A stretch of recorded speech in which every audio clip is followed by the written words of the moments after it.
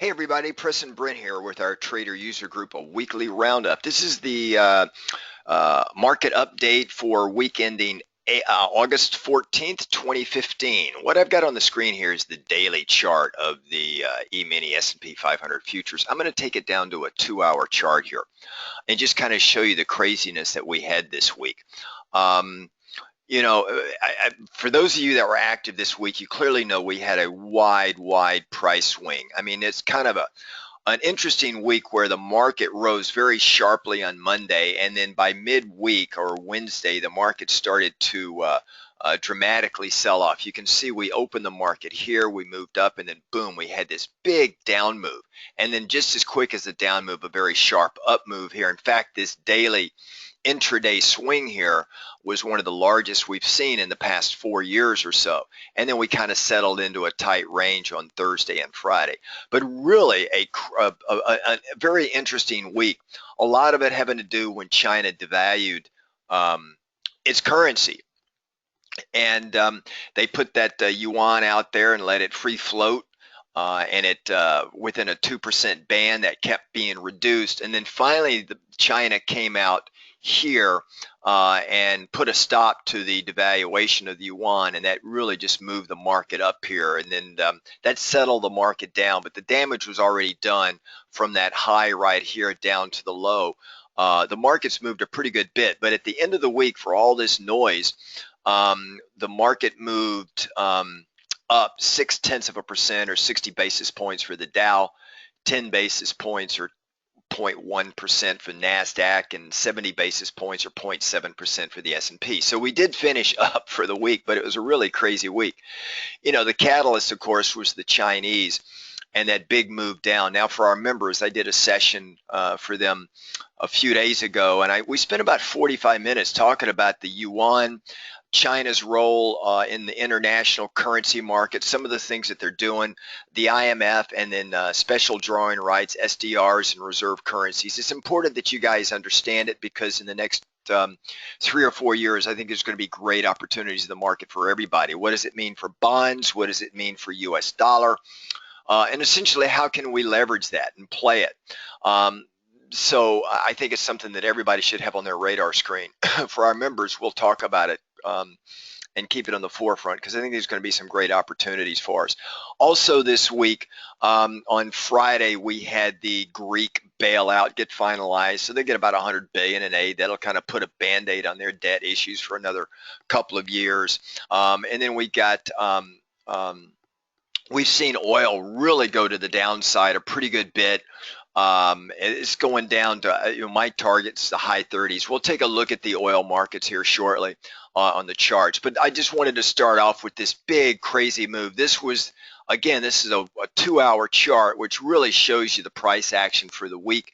2-hour chart's my favorite time frame to really dig into and get an x-ray view of the daily price action within the day. Okay, so that's kind of where we're sitting here right now.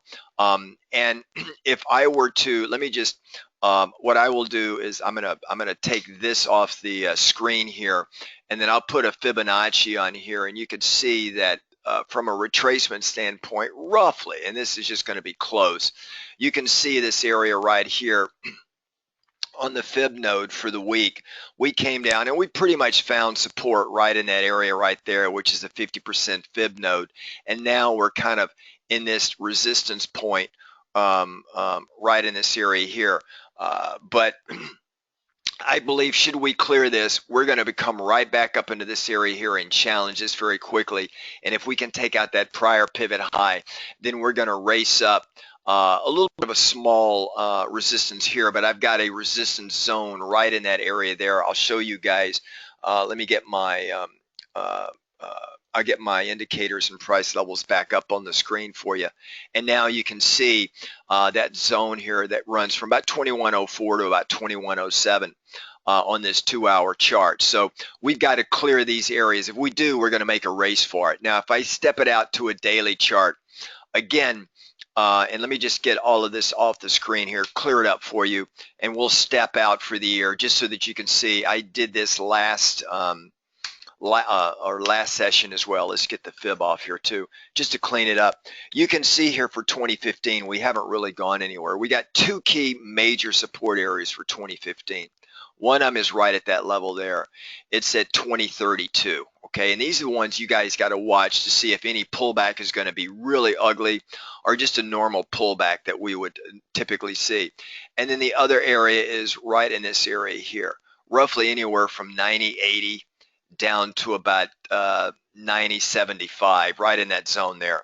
So if we take this out, that is going to be the first area that I want to watch for. Call it about 90.75 roughly. We take that out, folks, we got a long way to go, a lot of dry powder down to challenge the lows that we made back in October, and the volatility went up over 41 right there. Okay, volatility is nowhere near that as we're sitting way up here right now. We're also above the 50 or the 200 EMA and the 50 EMA. We're just slightly below it, but this is kind of where we're sitting. So we've been in this tight box for the entire year of 2015. Okay, and then we started the year on a down mode, and then we just moved up, and then we've been in this area here really since February of 2015 onward. We've been in this very tight box. We're going to break one way or the other. 2134, by the way, is the top, and then 2032 is down here. So one of these is going to be broken. We're almost right in the middle here, and I can't tell you which one will be broken, but I do know from experience that this is a long consolidation period. Bulls and bears, neither one is really winning longer term. This is right here, this area right here, this zone of consolidation is after a 3.5 year up move, and that's all we've been doing for the past 3.5 years. So if I were to put it back on a weekly chart and then just step out, right?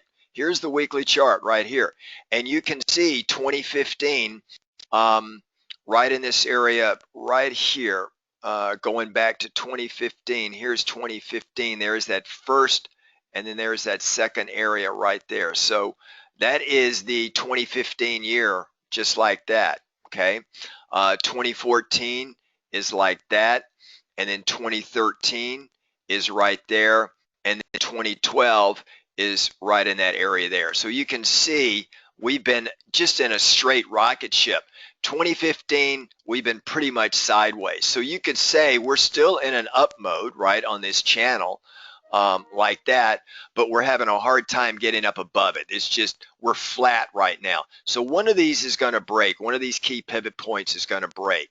And the odds would tend to favor the downside break. You can see this slow degradation in the MACDs on this weekly chart. By the way, all the other indexes look just like this, okay? So I would be very cautious as we go into the end of this year, very cautious, okay?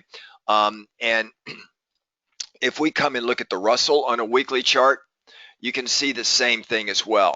Well, let me just get back to the E-minis just for 1 second, and I'm going to put my indicators back on here, and then I'm going to come back to the Russell here, and you can see on this Russell we're in this tight channel to the downside. The Russell's had more of a consolidation period. You can see on this is a weekly chart where we've got two major wide zones here. One right here that we were in for quite some time, okay? Really at the end of 2013 all the way into 2014, and then we finally made it up to this area right here, but now it looks like we're coming back down again, okay? So, and this is the low for the Russell for 2015, and we're just above the opening price of the Russell for the year right here. So and of course right here is 2015 as we look at this on a weekly chart. So the Russell has had a harder go of it than the other markets have. And if I were to just clean this up a little bit, I don't want to do that. If I were to clean this chart up a little bit, and let's just come into the daily right here, you can see right here, and let's put the indicators back on here again. You can see this downsloping channel here with the Russell. Okay, you can see down in that area there, that's the low for the year, but that's the opening price of the year for the rut. and we're just sitting just barely above it. You can see the vector of that downward sloping channel. We've got the 50 EMA and a very sharp dive, 200 EMA rolling over. We could get a cross in these sometime later this week or early the following week if we continue to stay weak in performance, and that would be a death cross for the Russell. Okay, very ugly. And then we could just take this prior pivot low out, and then there's not much to stop us to getting down to the lows for 2015 in the Russell. So we've got to be very careful, guys, in these markets, even though we had a big up move the other day. Okay, if we look at the Dow, it's even worse. On this daily chart with the Dow, you can see right here, again, we're in this channel to the downside, right? There's the movement right there. We hit the lows of the channel, we move back up. With the lows, we move up. Remember, that was an intraday move, but we finished the day right up here. But you can see this is even tighter. We got a downward vector and a downward vector on the 50 and the 200 EMA. This could cross even before the Russell, and that would give us a death cross in the Dow futures as well. Okay, these are EMAs, not simple moving averages. You can see the opening price of the Dow futures for the year. We're well below it. So again, we're weak on the Russell, we're weak on the Dow. The strongest index for us here in the U.S. markets is the Russell 100 futures. And you can see here again, same downward vector.